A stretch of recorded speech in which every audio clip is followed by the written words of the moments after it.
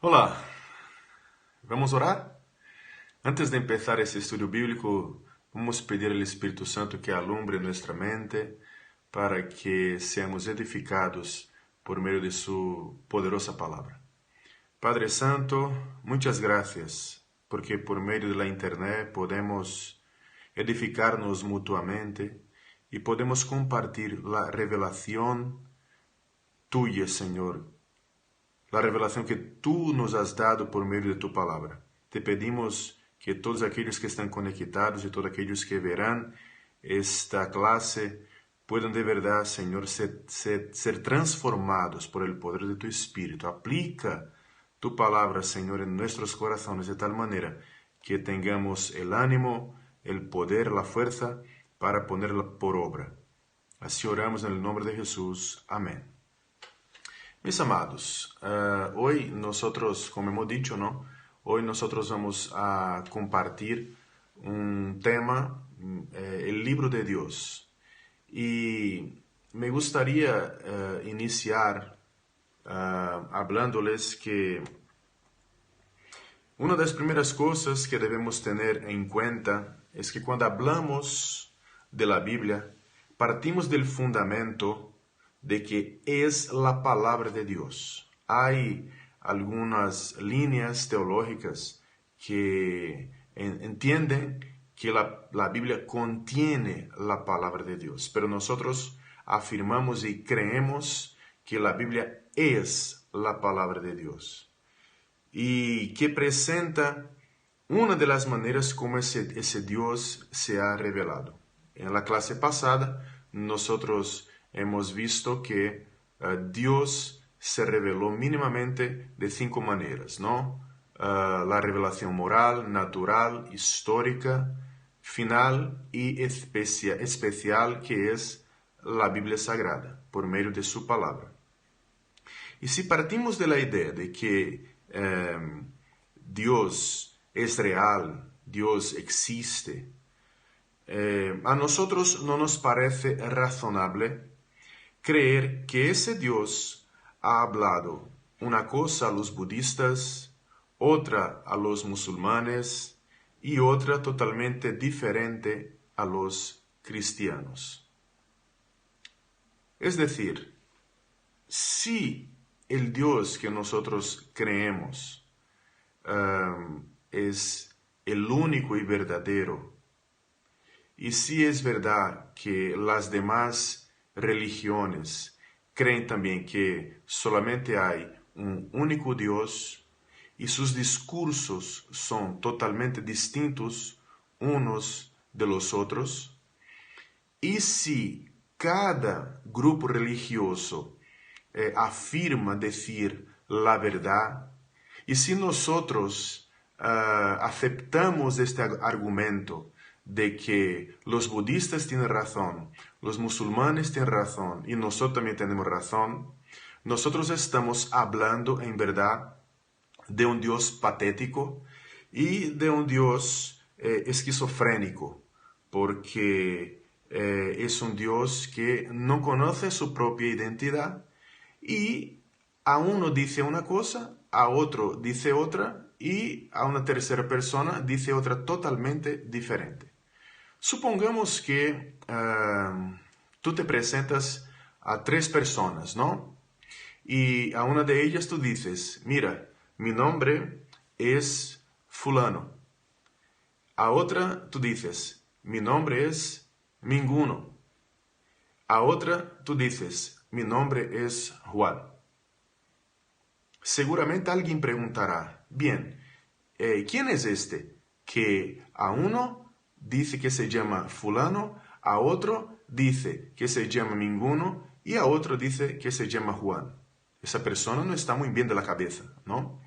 Y cuando nosotros asumimos, repito, ese discurso de que los budistas tienen razón, los musulmanes tienen razón y nosotros cristianos también tenemos razón, nosotros estamos aceptando la idea no de un único y verdadero Dios, sino de un Dios patético y esquizofrénico que se permite ser identificado de las maneras más raras posibles. De modo que nosotros cristianos entendemos que la Biblia es la palabra de Dios, que ese Dios único y verdadero se reveló de una manera especial por medio de las Sagradas Escrituras, por medio de la Biblia, y este libro, o este conjunto de libros, mejor dicho, ¿no? Esa pequeña biblioteca que tenemos en las manos, ella cuenta una historia. Y la historia que cuenta está como que dividida básicamente en 4 capítulos, ¿no? La creación, la caída, la redención y la consumación. De modo que cuando leemos la palabra de Dios, nosotros estamos viendo y aprendiendo sobre 4 temas principales y que van a estar esparcidos y presentados a nosotros de manera muy clara en toda la Biblia Sagrada. Este libro, o ese conjunto de libros, ¿no?, que tenemos en las manos, se divide básicamente en 2 partes: el Antiguo Testamento y el Nuevo Testamento. Este libro, de modo general, tiene un propósito, ¿no? Y su propósito es presentar a la intención de Dios en crear y en redimir su creación que pecó contra Él, y tiene con el propósito también de enseñar qué camino se debe tomar para que esa comunión sea restablecida con Él mismo. De modo que cuando nosotros abrimos la Biblia, vamos a ver la Biblia dividida en 2 partes, ¿no? Principalmente en 2 partes: el Antiguo Testamento y el Nuevo Testamento. Y todo ese conjunto de libros van a estar enfocados en la persona de Jesús de Nazaret. Van a estar enfocados en el modo como Dios redime a la humanidad perdida, a la humanidad pecadora. Y en el Antiguo Testamento hay una concentración en el tema de la preparación. Dios está preparando su pueblo, preparando el ambiente para que el Mesías, que es Jesucristo, pueda llegar, y llegando encuentre las condiciones para anunciar el reino de Dios, el reinado de Dios, la necesidad del señorío de Dios sobre todos los hombres. De modo que todo el Antiguo Testamento es preparación. Todo el Antiguo Testamento es como funciona como la antesala para que Cristo venga y la gente entienda a través de toda la historia de Israel que de verdad Cristo es el Mesías prometido y que Él es digno de confianza. El Nuevo Testamento ya va a se dividir básicamente, ¿no? Lleva básicamente 4 temas principales cuanto a la persona de Cristo. Los evangelios van a hablar de su manifestación, o sea, de cómo Cristo nació, de cómo Él fue engendrado, de cómo nació, un poco de su infancia, ¿no? De su adolescencia, ¿no? Digamos así. Y luego también del inicio de su ministerio, de los milagros que ha hecho, de lo que ha enseñado, de su muerte, de su resurrección. Los evangelios están centrados justamente en la persona de Cristo y cómo Cristo surge, en qué ambiente Cristo aparece, ¿no? En qué ambiente Él hace lo que hace, enseña lo que enseña, y cómo ha sido su sufrimiento, su muerte y su resurrección. Luego, el Nuevo Testamento también va a presentar a nosotros el tema de la propagación del mensaje de Cristo, de lo que Él ha hecho. En el único libro histórico del Nuevo Testamento, el Hecho de los Apóstoles, nosotros vamos a ver cómo ese Cristo resucitado aparece a sus discípulos, aparece a más de 500 personas, y también cómo la iglesia es formada, cómo la iglesia surge y a partir del poder que recibe con la venida del Espíritu Santo que había sido prometido por Jesucristo, ella pasa ahora a cumplir su misión. La iglesia es esa agencia de Dios en la tierra, ¿no?, que propaga el Evangelio, propaga la buena noticia de que todo aquello que el Antiguo Testamento habló sobre Jesús, sobre el Mesías, sobre la venida del Salvador de la humanidad, se cumplió de verdad ya.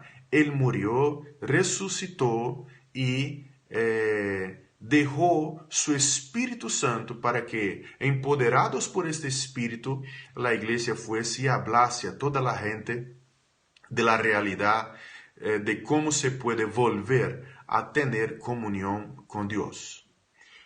El Nuevo Testamento también va a hablar a nosotros y preocuparse, ¿no?, con el tema de la explanación, ¿no?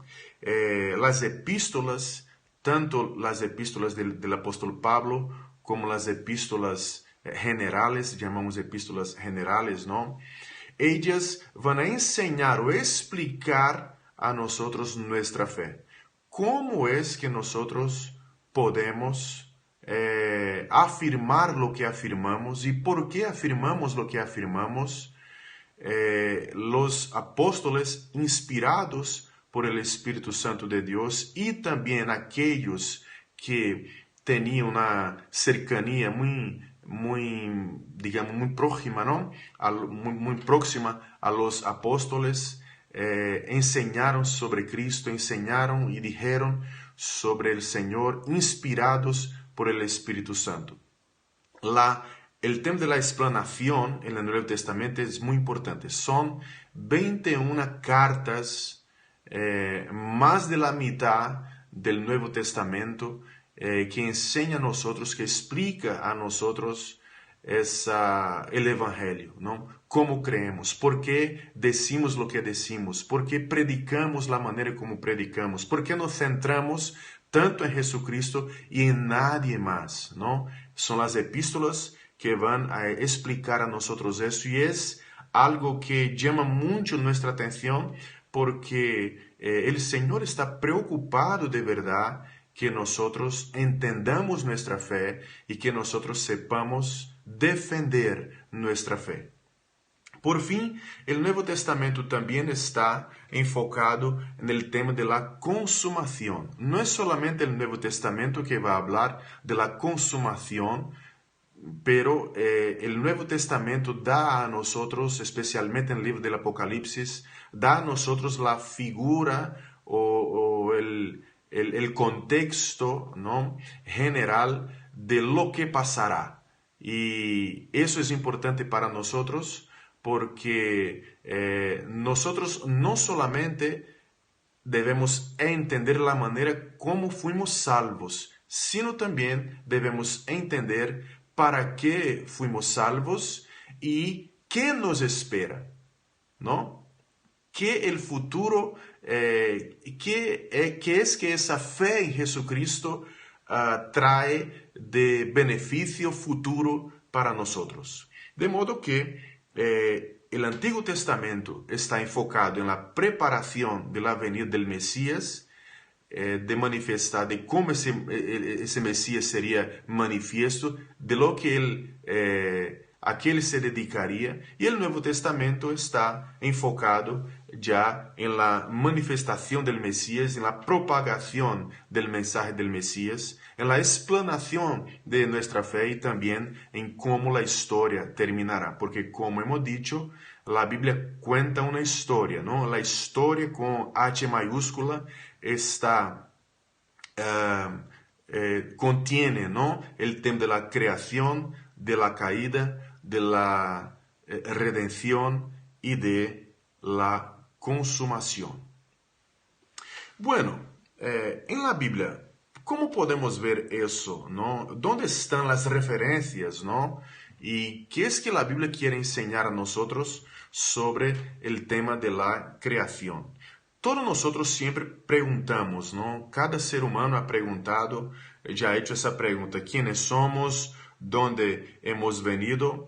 Y la respuesta que la Biblia da a nosotros es que nosotros somos creación de Dios y somos su imagen y semejanza. Me gustaría leer contigo y ahora nosotros vamos a utilizar más la Biblia Sagrada, vamos a manejar la palabra de Dios y claro, no será posible leer todas las referencias que tenemos aquí en la pantalla, pero vamos a elegir algunas aquí para leer y estoy seguro de que como tienes ahí en este video, ¿no? En esta, en esta transmisión, las referencias, ¿no? La pantalla, las diapositivas están puestas en la pantalla, tú podrás con más calma en otra oportunidad leer cada referencia bíblica. Y me gustaría empezar con el tema de la creación, lo que nos afirma el Antiguo Testamento sobre la creación, ¿vale? Génesis capítulo 1, verso 1 dice, en el principio creó Dios los cielos y la tierra. Eso es una afirmación inspirada por Dios, decimos canónica, ¿no? Que tiene su referente seguro, porque entendemos que la Biblia es un libro inspirado por Dios, o mejor dicho, este conjunto de libros inspirado por Dios. Dios es el creador de todas las cosas. Génesis 1:1, en el principio creó Dios los cielos y la tierra. Y aquí es interesante porque este capítulo, el primer capítulo, el capítulo 2 también va a decir a nosotros, ¿no? El inicio del capítulo 2, ahí va a terminar básicamente con el tema de cómo empezó, cómo las cosas fueron creadas, ¿no? Cómo esa creación que vemos, las estrellas, el sol, la luna, la tierra, los árboles, el hombre, cómo fuimos creados. Pero el Génesis no habla solamente de eso, habla de el libro que habla de los comienzos, ¿no? No solamente del comienzo de la tierra, ¿no? Sino de los comienzos. De modo que lo que pasa aquí y nuestro enfoque aquí en esta transmisión es justamente que tengamos en cuenta eso, que nosotros fuimos creados por Dios. Y en Génesis capítulo 1, versos 26 hasta el 28 dice, entonces dijo Dios, hagamos al hombre a nuestra imagen, conforme a nuestra semejanza, y señoré en los peces del mar, en las aves de los cielos, en las bestias, en toda la tierra, y en todo animal que se arrastra sobre la tierra. Y creó Dios al hombre a su imagen, a imagen de Dios lo creó, varón y hembra los creó. Y los bendijo Dios y les dijo, fructificad y multiplicaos, llenad la tierra y sojuzgadla y señoread en los peces del mar, en las aves de los cielos y en todas las bestias que se mueven sobre la tierra. Aquí está la orden de Dios o el plan de Dios.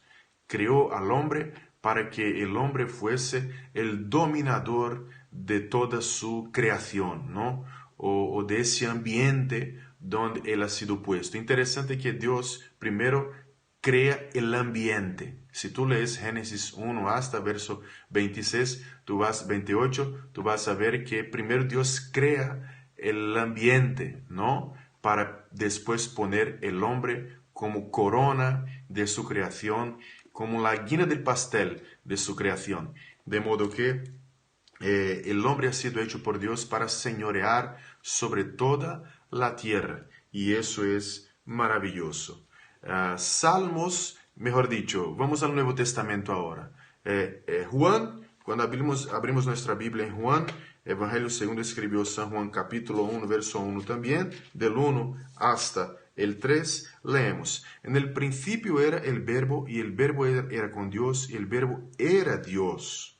Aquí obviamente está hablando de Cristo, ¿no? Eso cuando leemos un poco más para adelante vamos a concluir que ese verbo era el propio Cristo.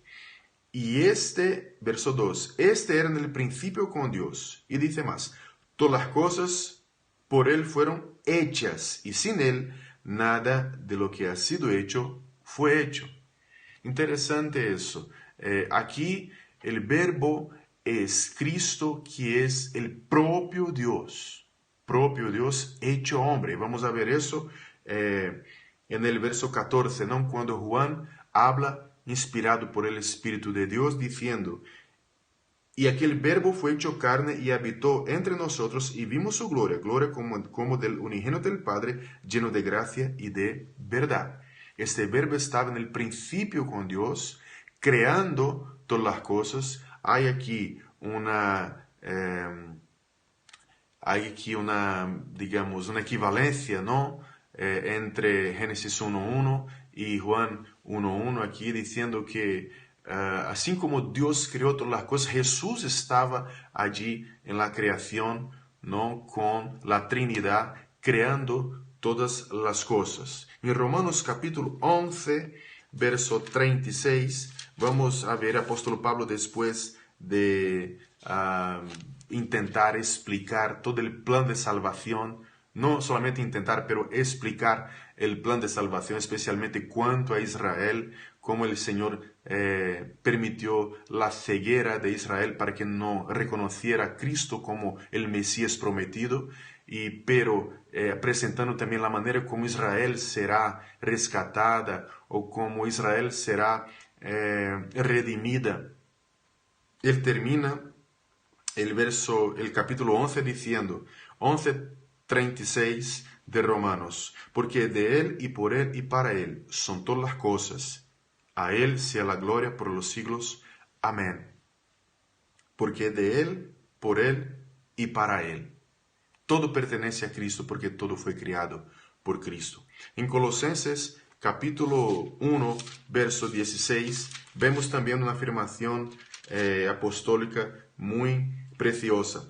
Porque en Él fueron creadas todas las cosas, las que hay en los cielos y las que hay en la tierra, visibles e invisibles, sean tronos, sean dominios, sean principados, sean potestades. Todo fue creado por medio de Él y para Él. En Cristo habita la divinidad de la majestad. Y es interesante que todo fue creado en Cristo Jesús. Todo fue creado por Cristo Jesús. Cristo Jesús está participando de la creación y participa activamente de esa creación. Y luego se torna hombre, ¿no? Asume la condición humana para redimirnos de nuestros pecados, pero eso vamos a ver un poco más para adelante. De modo que la creación, la Biblia cuéntanos de la creación de todas las cosas, y todo fue creado por Dios. Pero el hombre pecó, se rebeló contra Dios, y ese pecado del hombre, ¿no? Esa rebelión de Dios, del hombre contra Dios, nos hace pensar, nos hace hacer la siguiente pregunta: ¿por qué el mundo es así? Y la respuesta es sencilla: porque el hombre se ha rebelado contra Dios. Hay tanta injusticia, tanta cosa está fuera de orden, ¿no? Nosotros estamos viendo día tras día tanta cosa mala sucediendo. Y cosas malas suceden tanto a personas buenas cuanto a personas malas. Lo que pasa es que cuando el mal sucede a personas buenas, nosotros nos preguntamos qué sentido hay en esto. Y nos preguntamos, ¿por qué el mundo es como es? ¿Por qué unos tienen tanto, otros no tienen prácticamente nada? ¿Por qué unos países gozan de un desarrollo económico, social tan alto y otros países aún luchan para que sus habitantes, sus niños puedan comer a diario? ¿Por qué hay niños que son, por ejemplo, violados? ¿Por qué hay mujeres que son maltratadas? La injusticia está presente en el mundo. ¿Por qué el mundo es así? Y la respuesta la Biblia da. Porque el hombre se ha rebelado contra Dios. Génesis capítulo 3, el Antiguo Testamento nos habla sobre eso. Y en Génesis capítulo 3, versos 6 y 7, nos cuenta esta historia, básicamente de cómo esta historia empezó. Y dice, Génesis 3, 6 y 7, y vio la mujer que el árbol era bueno para comer y que era agradable a los ojos, y árbol codiciable para alcanzar la sabiduría, y tomó de su fruto, y comió, y dio también a su marido, el cual comió así como ella. Entonces fueron abiertos los ojos de ambos, y conocieron que estaban desnudos. Entonces cosieron hojas de higuera, y se hicieron delantales. Aquí está la explicación de por qué y cómo la maldad entró en el mundo. El texto nos habla de la manera como la mujer y el hombre, Adán y Eva, han resuelto rebelarse contra Dios, desobedeciendo su orden, dejando de creer en Él.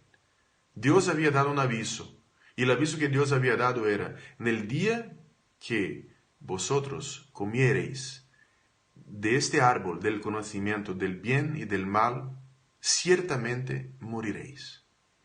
Pero ellos no creyeron a Dios. Ellos quisieron confiar en sí mismos y adueñarse de su propia vida. Hicieron de ellos mismos dioses para sí mismos. Es como si hubiesen pensado, ¿no? ¿Quién es este para darme órdenes? Yo puedo cuidar de mí mismo. Y luego dice el texto en el verso 24 del mismo capítulo, y echó pues fuera al hombre y puso al oriente del huerto del Edén querubines y una espada encendida que se revolvía por todos lados para guardar el camino del árbol de la vida. Fueron expulsos del ambiente de perfección, fueron expulsados del ambiente donde ellos habían sido creados para señorearse de ello y llevar una vida de tranquilidad, de felicidad, de paz, de comunión con Dios, donde podían todos los días hablar con el Señor, tener comunión con Dios. Ahí empiezan las cosas, ¿no? El Salmos también en el Antiguo Testamento, Salmos 78, tenéis ahí en la pantalla, Salmos 78, verso 17, va a enseñar a nosotros que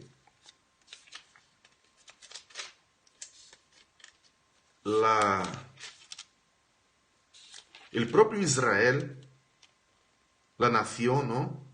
La nación que Dios escogió para revelar su gloria, para revelar las Escrituras y para revelar el Mesías, también se rebeló contra Dios.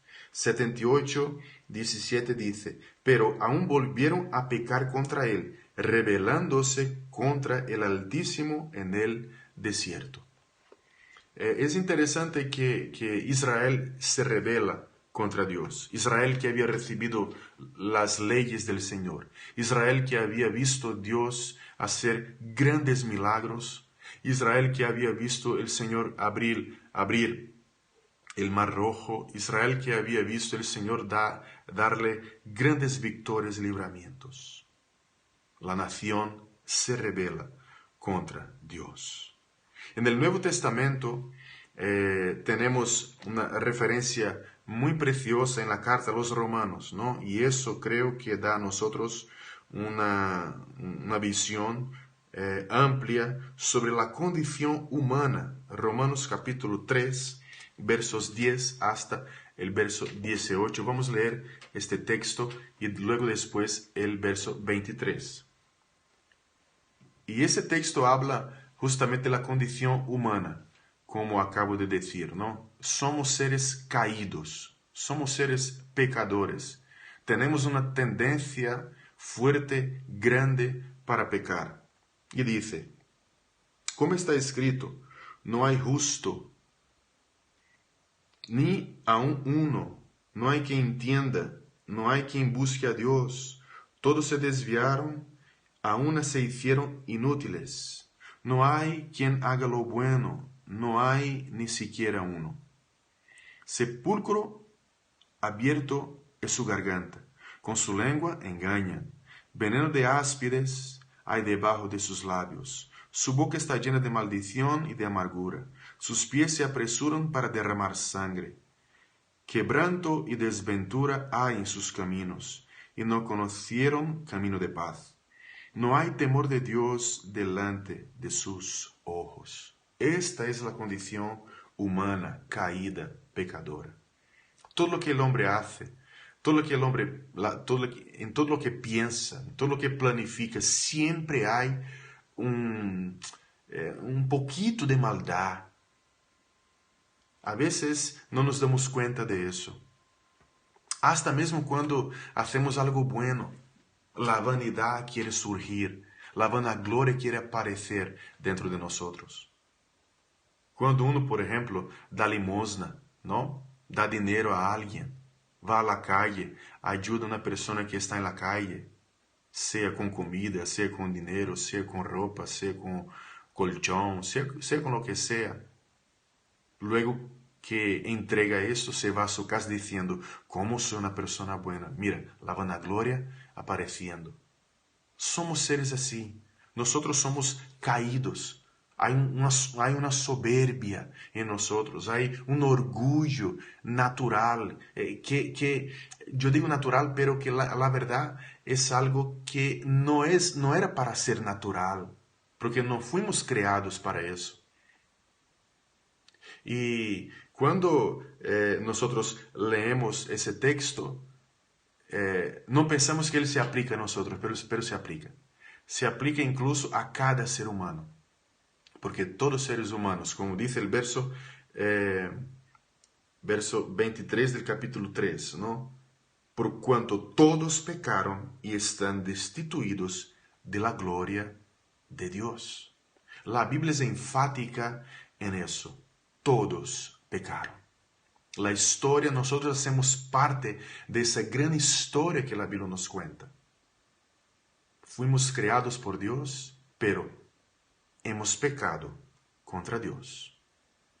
Entre tanto, hay una buena noticia. Y la buena noticia nos lleva a preguntar, ¿no? ¿Cómo se puede cambiar esto? ¿Será que yo estoy destinado a quedar para siempre como un ser que no puede ser redimido? No. La buena noticia es que Dios preparó la redención para nosotros. La pregunta que hacemos es, ¿cómo se puede cambiar esto? ¿No? ¿Cómo mi naturaleza puede ser cambiada? ¿Cómo puedo ser yo una persona distinta, diferente, de esa que mi rebelión contra Dios me ha... en que estoy transformado, en que fui transformado, ¿no?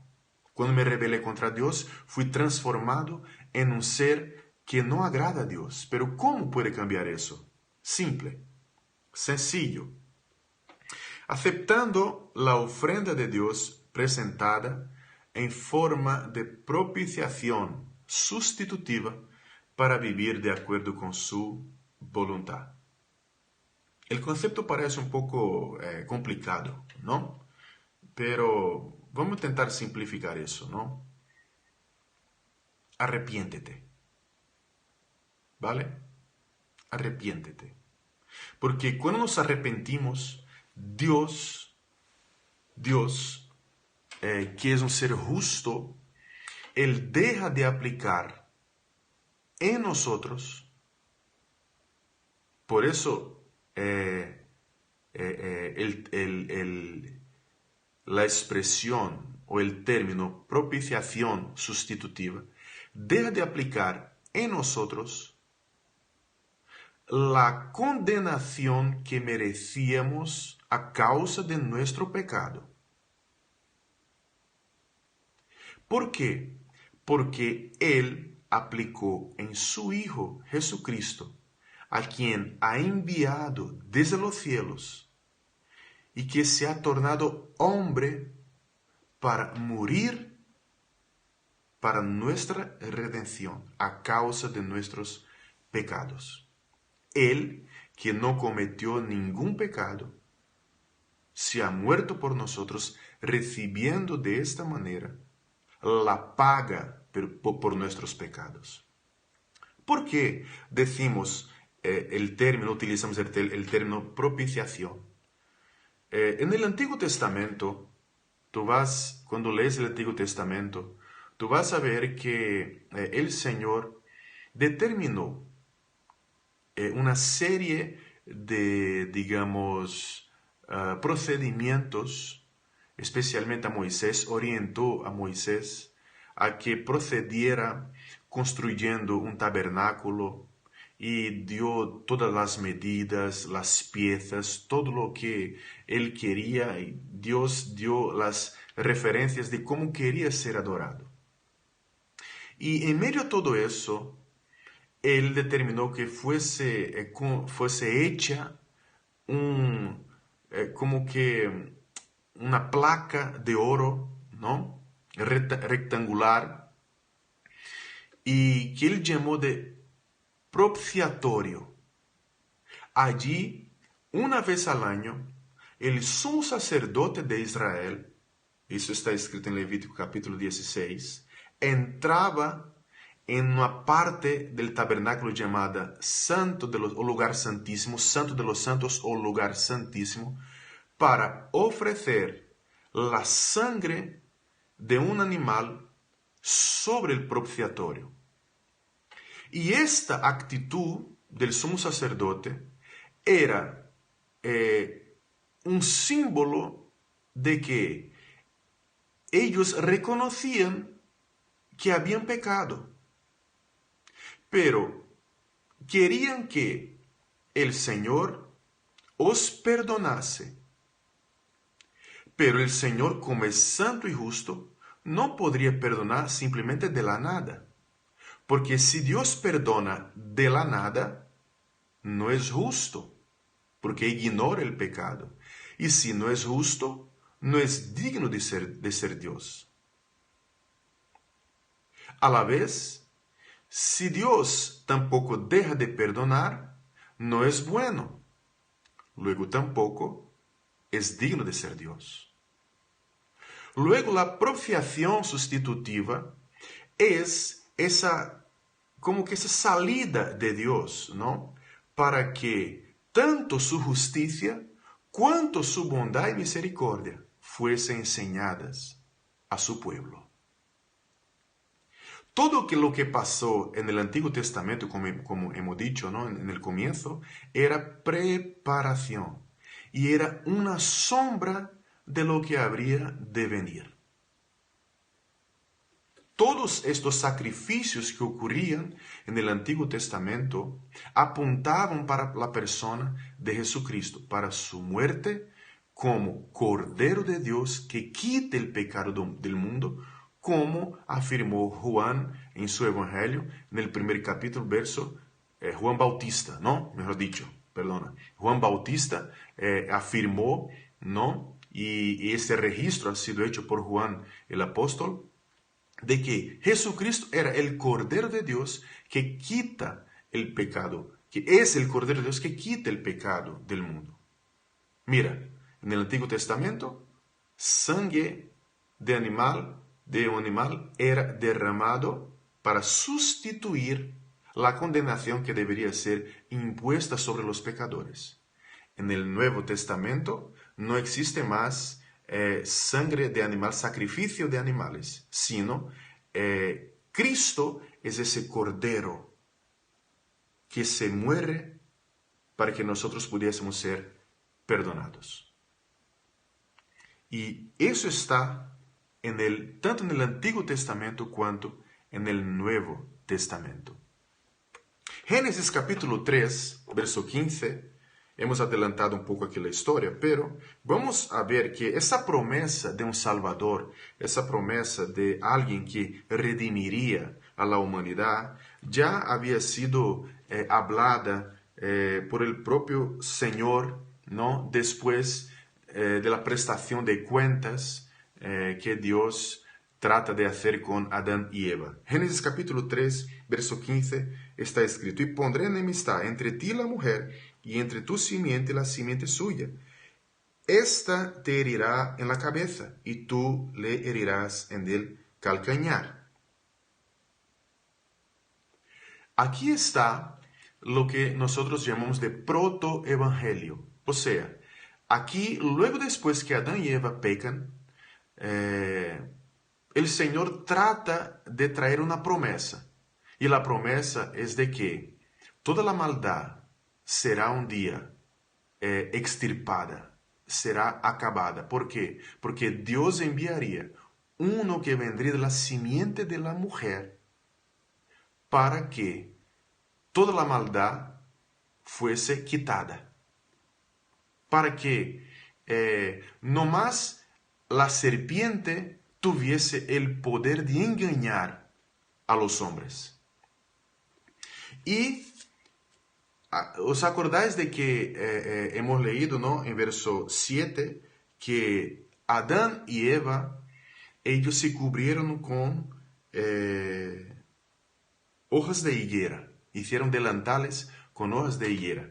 Pero en el verso 21, el Señor inspiró el escritor del Génesis a escribir: y Jehová Dios hizo al hombre y a su mujer túnicas de pieles y los vistió. Esto aquí apunta también para algo muy importante. Es que toda tentativa nuestra de cubrirnos a nosotros mismos como ha hecho Adán y Eva es inútil. Solamente Dios puede cubrirnos con su manto de justicia, y lo ha hecho por medio de Cristo Jesús.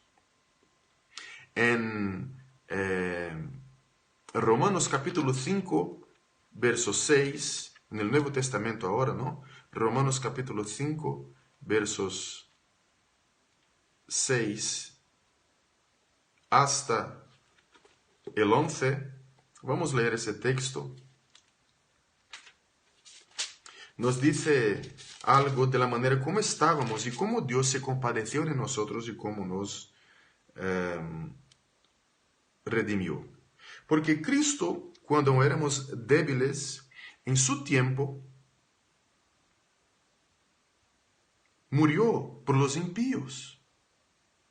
Ciertamente apenas morirá alguno por un justo, con todo, pudiera ser que alguno osara morir por el bueno. Mas Dios muestra su amor para con nosotros en que, siendo aún pecadores, Cristo murió por nosotros. Pues mucho más, estando ya justificados en su sangre, por él seremos salvos de la ira. Porque si siendo enemigos fuimos reconciliados con Dios por la muerte de su Hijo, mucho más, estando reconciliados, seremos salvos por su vida. Y no solo esto, sino que también nos gloriamos en Dios por el Señor nuestro Jesucristo, por quien hemos recibido ahora la reconciliación. La palabra, incluso debería haber empezado con eso, pero la palabra redención significa rescatar o sacar de la esclavitud por un precio. Lo que Dios en Cristo ha hecho con nosotros cuando nos redimió y cuando redime y quiere redimir a los pecadores, es justamente eso, es sacarnos del poder del pecado, sacarnos de esa, transformar nuestra naturaleza pecadora. Solamente transformando nuestra naturaleza pecadora, Dios, nosotros, mejor dicho, somos libres del poder del pecado. Solamente libres del poder del pecado, nosotros podemos agradar a Dios y tener comunión con Dios. Y eso es muy sencillo. Básicamente se trata de creer. Juan capítulo 3, verso 16 nos afirma, es el texto áureo, ¿no? De cada creyente que hago cuestión de leer. Porque de tal manera amó Dios al mundo que ha dado a su Hijo unigénito para que todo aquel que en él cree no se pierda, mas tenga vida eterna. Es creer.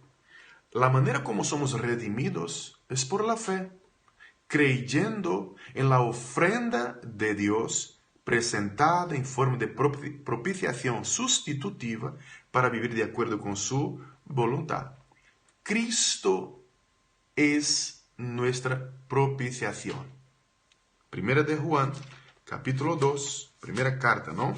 Del apóstol Juan, nos dice eso de una manera muy clara. 2.2, primera de Juan 2.2. Y Él es la propiciación por nuestros pecados, y no solamente por los nuestros, sino también por los de todo el mundo. Si nosotros creemos en Cristo, que Él se ha muerto por nosotros en la cruz, y de verdad eso, y nos entendemos como pecadores, ¿no? Y nos arrepentimos de nuestros pecados, nosotros podemos afirmar que somos salvos. Es muy sencillo. Y la Biblia cuenta esta historia, la historia de que Dios nos ha creado. Nosotros hemos pecado contra Dios, pero Dios en Cristo nos ha redimido. Pero no termina ahí, porque aunque estemos redimidos, en esa tierra aún vivemos bajo el ambiente de pecado. Pero hay una promesa, y la promesa es de que, y la Biblia cuenta esa historia, ¿no? Esa parte de la historia con H mayúscula, de que habrá una consumación. Y la consumación nos hace pensar justamente si el propósito para el cual Dios creó todas las cosas se cumplirá, ¿no? ¿Cuál es el propósito entonces de la existencia? Es glorificar a Dios, reconociendo su majestad y proclamando la buena noticia de la llegada del reino de Dios, ya inaugurado, mas que será consumado en su plenitud cuando Cristo regrese para buscar la iglesia. Hay una promesa futura para nosotros de que Dios reinará y reinará con mano fuerte. Salmos 22, el salmista inspirado, ¿no?, por el Espíritu de Dios, afirma algo muy bonito. Salmo 22, verso 28. Porque de Jehová es el reino y él regirá las naciones. Dios, el reino de Dios ya empezó cuando somos redimidos. El reino de Dios empieza, se inaugura en nosotros. Nosotros ahora, Cristo reina, es el rey de nuestras vidas. Pero habrá el momento de la consumación de ese reino, cuando Él reinará totalmente. Él reinará no solamente personalmente en nosotros, sino su reino tendrá un alcance objetivo, ¿vale? un alcance general. Por eso la declaración del salmista en el Salmo 22. Salmo 145 también habla a nosotros los versos 11 y 12, diciendo: la gloria de tu reino digan, y hablen de tu poder, para hacer saber a los hijos de los hombres sus poderosos hechos, y la gloria de la magnificencia de su reino. Aquí, una vez más, el salmista está proclamando que el reino de Dios se manifestará de una manera poderosa e inequívoca. Daniel capítulo 2 es un texto también importante porque Daniel va a profetizar sobre el reino de Dios, el futuro reino de Dios. Capítulo 2, versos 44 y 45 dicen: y en los días de estos reyes, el Dios del cielo levantará un reino que no será jamás destruido, ni será el reino dejado, mejor dicho, ni será el reino dejado a otro pueblo. Desmenuzará y consumirá a todos estos reinos, pero él permanecerá para siempre, de la manera que viste que del monte fue cortada una piedra, non con mano, la cual desmenuzó el hierro, el bronce, el barro, la plata y el oro. Termina diciendo: el gran Dios ha mostrado al rey lo que ha de acontecer en lo porvenir, y el sueño es verdadero y fiel su interpretación. Daniel está aquí interpretando el sueño del rey de Babilonia y está diciendo que su reino es un reino muy poderoso, pero será sustituido por otro y por otro y por otro, y luego vendrá un reino que será levantado y que no tendrá fin. Y nosotros sabemos qué reino es este, a la luz de la palabra de Dios. Es el reino inaugurado por Cristo Jesús. En el Nuevo Testamento, Lucas capítulo 9, verso 2, ¿no?, habla de cómo Cristo envió a sus discípulos a predicar sobre ese reino. Y dice: y los envió a predicar el reino de Dios y a sanar a los enfermos. Había una expectativa en Israel sobre la llegada del reino de Dios, porque se entendía que aquel momento era un momento donde como que Satanás estuviera reinando y ahora Cristo, el Mesías, vendría para reinar. Y en el reinado del Mesías no habría tristeza, no habría enfermedades, en fin, no habría nada malo, ¿no? Pero Cristo está apenas inaugurando su reino. Cristo está presentando con los milagros, con las señales que opera, con sus palabras, con la enseñanza que dicta, está dando y presentando cómo será su reino cuando Él venga a reinar como rey. Porque cuando Cristo vino la primera vez, ¿no?, Él vino como siervo sufridor, inaugurando su reino en los corazones de las personas. Pero vendrá otra vez ahora como rey, como juez de toda la tierra y establecerá su reino de paz plena, de justicia plena, de salud plena, de alegría plena, todo en plenitud. Y nosotros tenemos esa promesa. Sabemos cómo la historia va a terminar. Hechos capítulo 1, ese tema del reino de Dios es muy recurrente en el Nuevo Testamento. En Hechos capítulo 1, versos 1 hasta 3, dice Lucas escribiendo a Teófilo, ¿no? Él afirma: en el primer tratado, Teófilo, hablé acerca de todas las cosas que Jesús comenzó a hacer y a enseñar, hasta el día en que fue recibido arriba, después de haber dado mandamientos por el Espíritu Santo a los apóstoles que había escogido, a quienes también, después de haber padecido, se presentó vivo con muchas pruebas indubitables, apareciéndoseles durante 40 días y hablándoles acerca del reino de Dios, hablando acerca del reino de Dios. Cristo está preocupado, por así decir, ¿no?, con el tema del reino. Es un tema que en el Nuevo Testamento muy recurrente. Incluso el apóstol Pablo también habló del reino. Hechos capítulo 28, versos 30 y 31 dice: y Pablo permaneció 2 años enteros en una casa alquilada y recibía a todos los que a él venían, predicando el reino de Dios y enseñando acerca del Señor Jesucristo, abiertamente y sin impedimento. Pablo predicó sobre el reino de Dios. En Colosenses, la orientación apostólica, en Colosenses capítulo 3, verso 4, dice: cuando Cristo vuestra vida se manifieste, entonces vosotros también seréis manifestados con Él en gloria, en su reino, ¿no?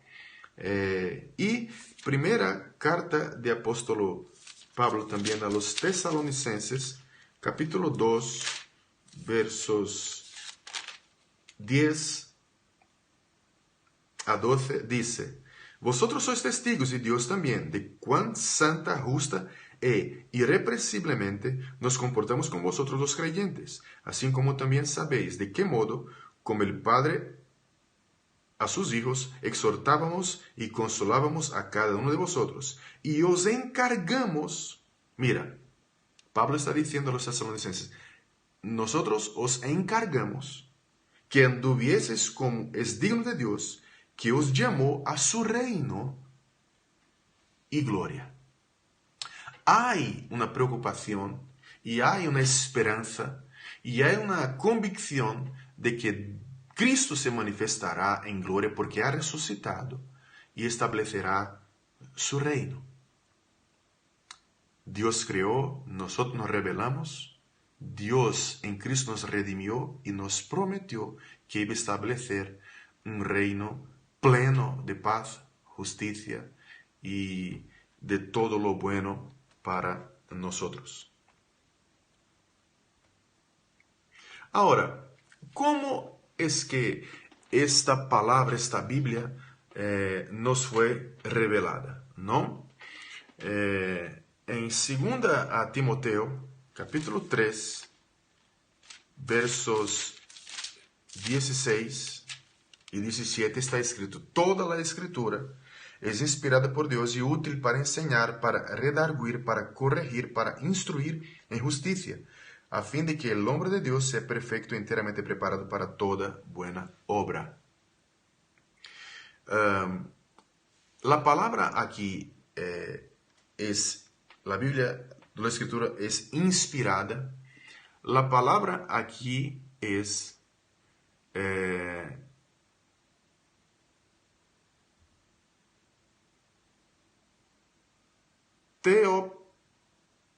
teopneusteos. Teopneusteos. Y esta palabra, mis hermanos, es básicamente, según los grandes estudiosos de griego, ¿no? La única vez que aparece en el Antiguo Testamento, ¿vale? Y la junción de dos palabras, ¿no? Theos, que es Dios, y pneustos, que significa como que expirar, ¿no? Expirar. Y puede ser traducida como Dios habló o Dios sopló, ¿no? Fue Dios quien sopló las palabras a los hombres para que escribiesen lo que hemos leído hasta ahora. Todo lo que hemos leído hasta ahora ha sido soplado por Dios, inspirado por Dios, ¿no? O expirado por Dios, ¿no? Dios inspiró los hombres a hablar las palabras dichas por Él mismo, ¿no? Y nosotros entendemos que esta es una acción sobrenatural del Espíritu Santo sobre los autores de los libros bíblicos, llevándolos a producir de manera inerrante, infalible, única y sobrenatural la palabra de Dios, la Biblia sagrada.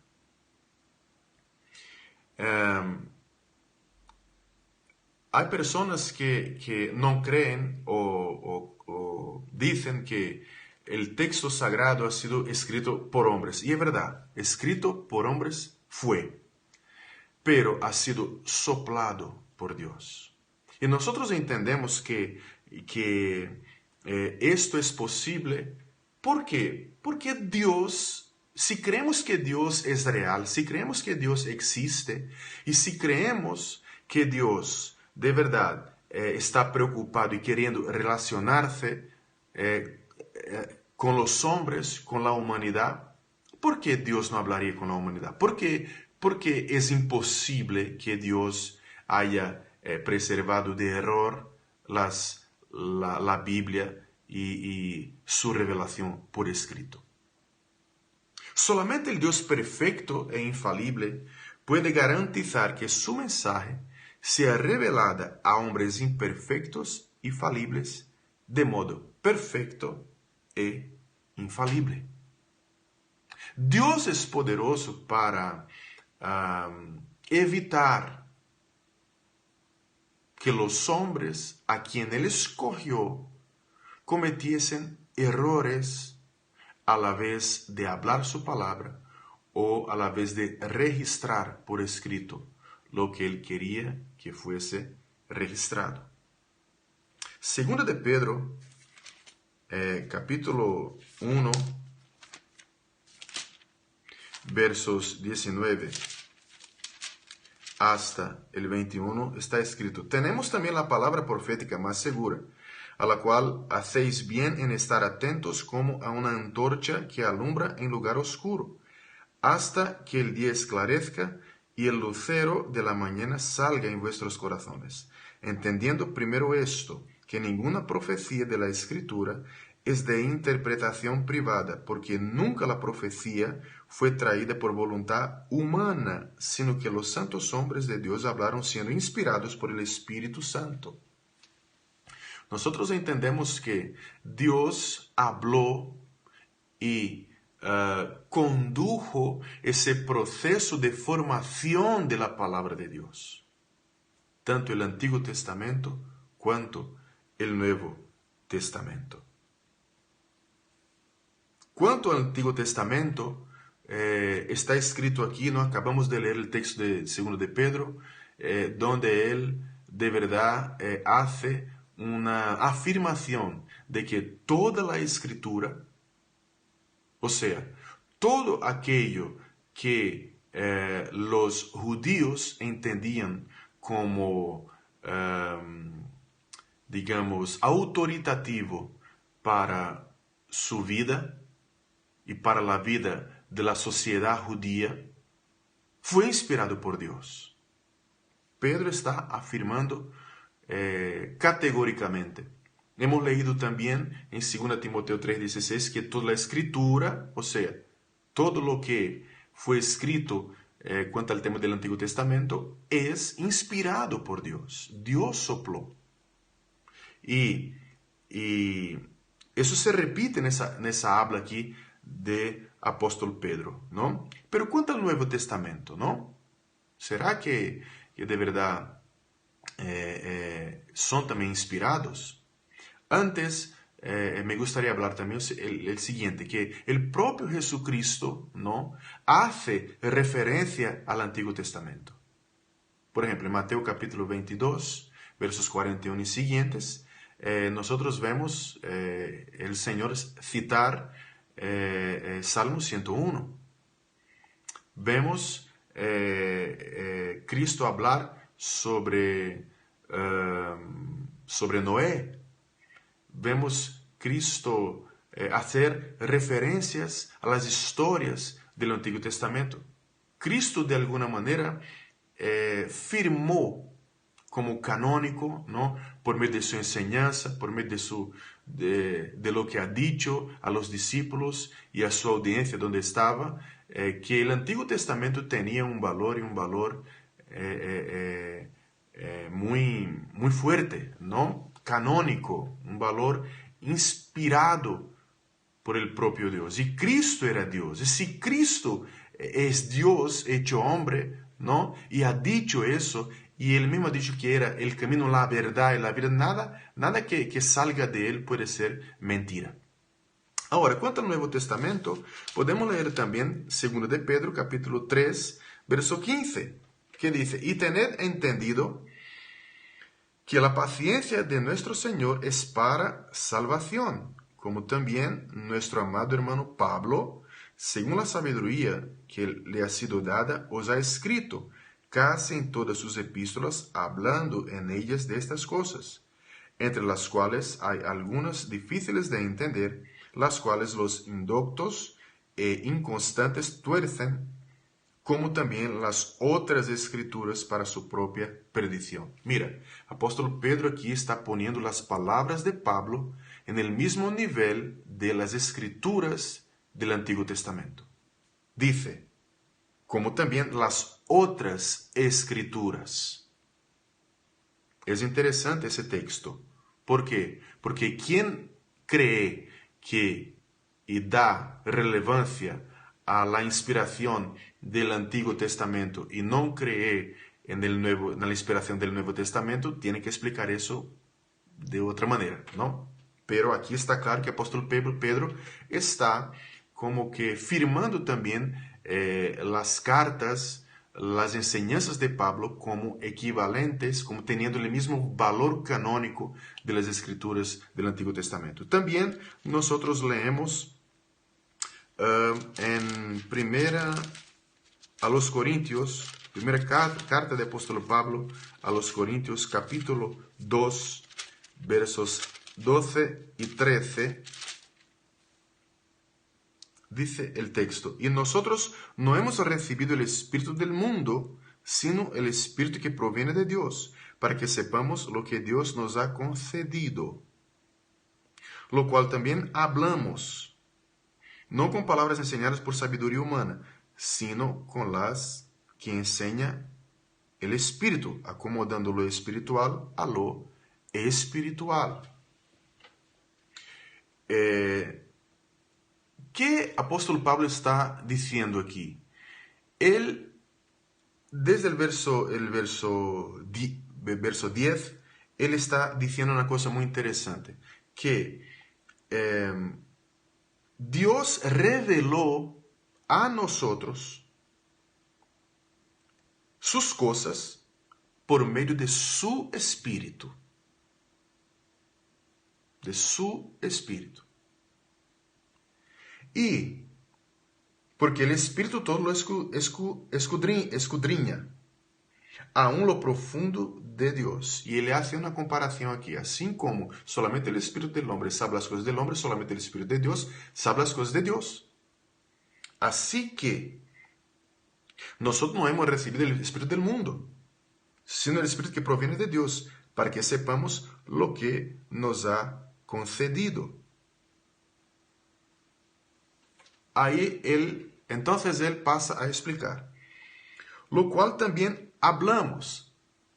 Él está diciendo, el Espíritu nos concedió algo que nosotros hemos entendido.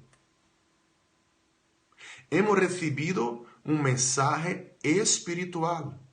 Hemos comprendido las cosas del Espíritu. ¿Por qué? Porque así como el hombre sabe, el Espíritu del hombre sabe las cosas del hombre, el Espíritu de Dios sabe las cosas de Dios. Y hemos recibido el Espíritu de Dios. Y hemos comprendido las cosas de Dios. Y no solamente hemos comprendido, sino también hablamos. Mire qué interesante. Hablamos. Y no con palabras de sabiduría humana, sino con las palabras que el Espíritu nos las da. O nos las enseña. Acomodando lo espiritual a lo espiritual. ¿Qué quiere decir eso? Acomodando los pensamientos espirituales, o sea, los pensamientos que el Espíritu nos dio porque Él habita en nosotros, a las palabras espirituales, acomodando lo espiritual a lo espiritual, es decir, acomodando los pensamientos, los razonamientos, el entendimiento que el Espíritu nos da a las palabras que el Espíritu nos da. Dios es ese Dios preocupado en hablar a nosotros, hacer con que entendamos, pero que hablemos de la manera como Él quiere que hablemos. La Biblia ha sido este libro producido de esta manera, inspirado. El único libro que ha sido producido con este método de inspiración, Dios hablando de manera diferente, considerando obviamente el contexto de cada autor bíblico, ¿no? Considerando sus contextos, considerando el contexto político, histórico, económico, personal de cada uno. Hay boyeros, hay doctores, hay poetas, hay legisladores, hay un montón de gente en la Biblia Sagrada que ha sido llamada por Dios para registrar los pensamientos de Dios con las palabras de Dios. Y todo eso por el Espíritu de Dios.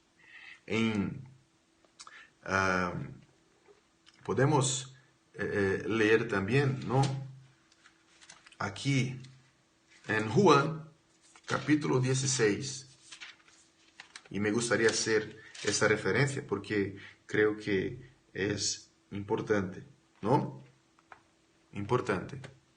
El Espíritu, de hecho, es el responsable por la inspiración de las Escrituras.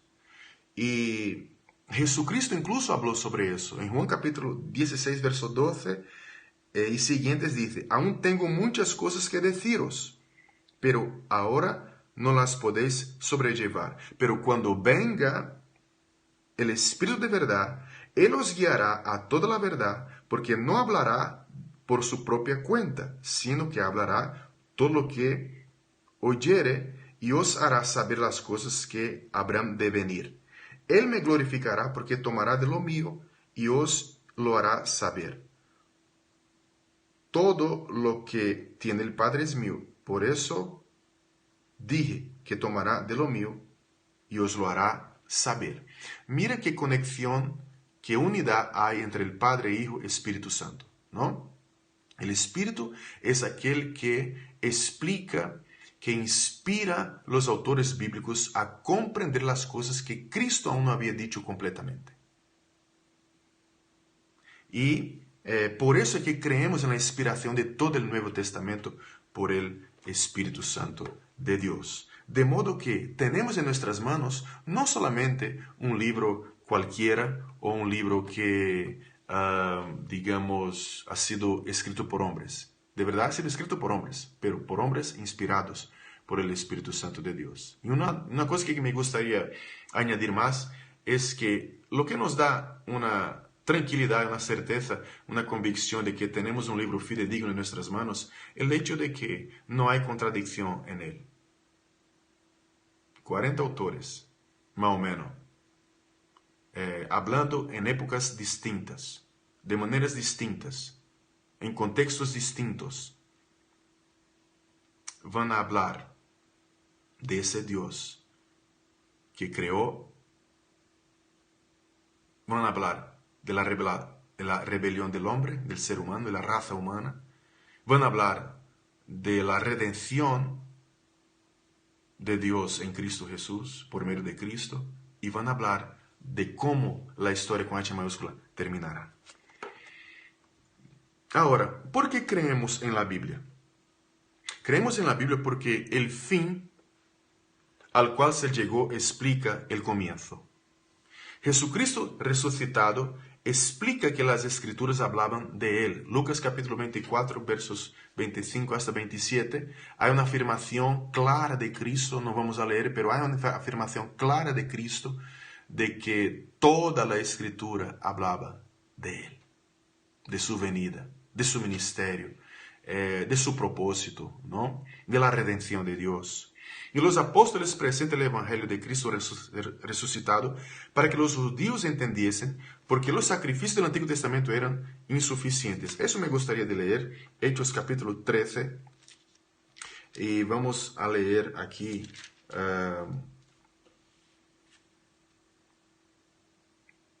verso 38 y 39.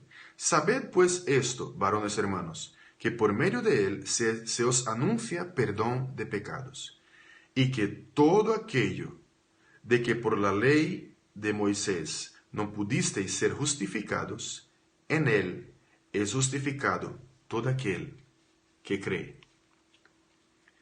Nosotros entendemos que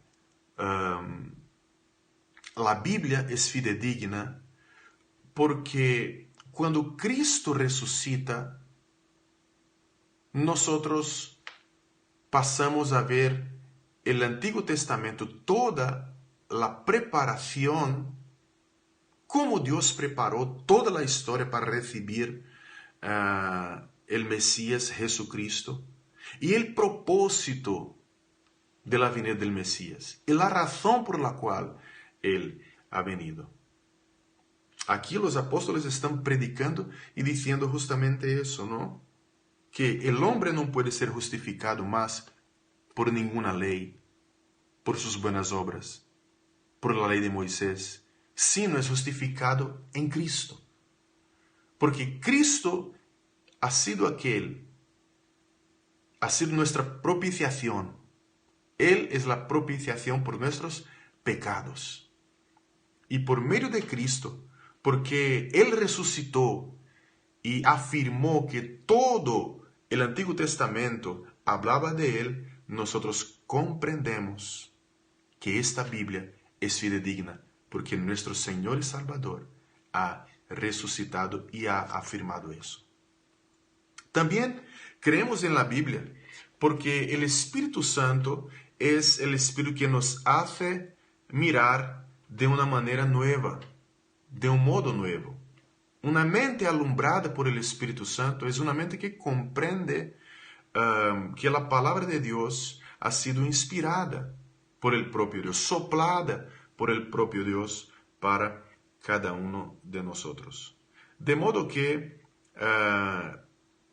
ya hemos leído el texto, ¿no? En Juan capítulo 16, versos 6 hasta 15, ya hemos leído anteriormente, va a hablar justamente de eso, que la actuación del Espíritu, tanto en el Antiguo Testamento cuanto en el Nuevo Testamento, va a dar a nosotros esa percepción completa, plena de cómo Dios obró. Y hubo un teólogo llamado Carlos Mesters que ha dicho una frase muy interesante. Él dijo: la acción inspiradora de Dios en el Antiguo Testamento era como un rastro de pólvora, cuyo color era igual al color de la tierra. Antes ya se sabía de su existencia y de su destino, pero no se conocía aún su trazado exacto ni el contenido concreto de ese trazado. Ese rastro estaba siendo conducido por Dios hasta llegar al fuego. En el momento en que Cristo llega, resucita y comunica el Espíritu, el fuego se enciende y se extiende a la pólvora, alumbrando de repente su trazado invisible. Qué ilustración más preciosa, más poderosa, ¿no? Todos nosotros ya hemos visto quizás algún dibujo animado, ¿no? Donde alguien va a explotar algo, ¿no? Y cubre el hilo, ¿no? De pólvora, y luego cuando se enciende el fuego, como que el fuego va acompañando, ¿no? Ese rastro de pólvora. Es justamente eso que pasa. Cuando Cristo llega, ¿no? Resucita y comunica el Espíritu, todo queda claro. Ahí nosotros entendemos por qué que en el Antiguo Testamento la gente tenía que, por ejemplo, presentar un cordero sin mancha, sin defecto. ¿Por qué? Porque Cristo es el Cordero de Dios que quita el pecado del mundo y no comete pecado. Y nosotros vamos a entender esas cosas de manera muy clara en las Escrituras. De modo que la Biblia es el libro de Dios que contiene la verdad para cada uno de nosotros. Me gustaría terminar en esa transmisión con una frase de John Stott, que quizás haya sido el más grande expositor de la Biblia del siglo XX, ¿no? Y él nos brinda con esta frase, ¿no? No es una frase, es un pensamiento, ¿no?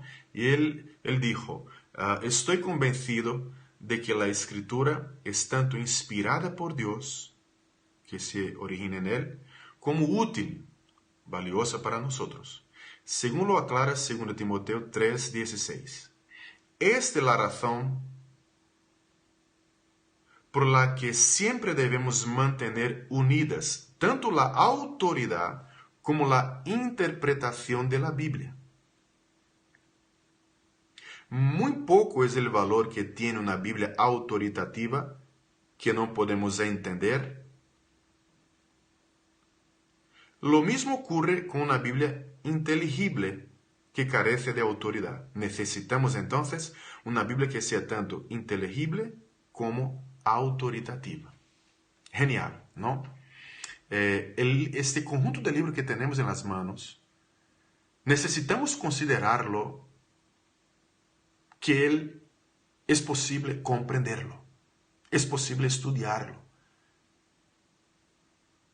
es posible entenderlo en su totalidad. ¿Por qué? Porque todo lo que aquí ha sido revelado. Todo lo que ha sido revelado es posible comprender. Lo que aún no ha sido revelado, solamente lo que la eternidad revelará, nosotros dejamos para otro momento, ¿no? Pero si está escrito, es porque fue revelado y podemos entender. Pero debemos considerar también que es un libro autoritativo. Y esa frase, ese pensamiento de Stott es genial. ¿Por qué? Porque ¿de qué me sirve un libro que yo entiendo, pero que no tiene autoridad sobre mi vida? ¿O de qué me sirve un libro que tiene autoridad, pero que no lo entiendo? Pero damos gracias a Dios, porque nosotros somos aquellos que miran la Biblia, que perciben la Biblia como un libro autoritativo y comprensible. Que Dios te bendiga y que tú comprendas a partir de hoy que la Biblia es la palabra de Dios. Una de las formas en la que Dios se ha revelado, se ha mostrado, ha enseñado su cara, ¿no? Para que nosotros pudiésemos tener comunión con Él. Vamos a orar. Padre Santo, muchas gracias por ese tiempo que hemos pasado aquí, comprendiendo las verdades de tu palabra. Te pedimos, Señor, que nos ayudes a comprender que hacemos parte de esa gran historia con H mayúscula. Tú nos has creado. Tú, Señor, nos has redimido de nuestra condición pecadora y nos has prometido un reino de justicia, de paz, de alegría, de gozo y de salud plena. Dios, queremos en esta transmisión, Señor, agradecer a ti porque también tenemos este libro como autoridad sobre nuestras vidas. Y muchas gracias porque tú nos has dado la oportunidad de comprenderlo. Ayúdanos a poner por obra cada enseñanza, Señor, poderosa que vino de tu parte. Así oramos en el poderoso nombre de Jesús, que vive y reina hoy y por siempre. Amén. Dios te bendiga. Dios te guarde. Abre tu Biblia. Que tú puedas leerla, meditar en ella, estudiarla, memorizar tu Biblia, pero por encima de todo, poner por obra. Un abrazo grande. Nos vemos en la próxima.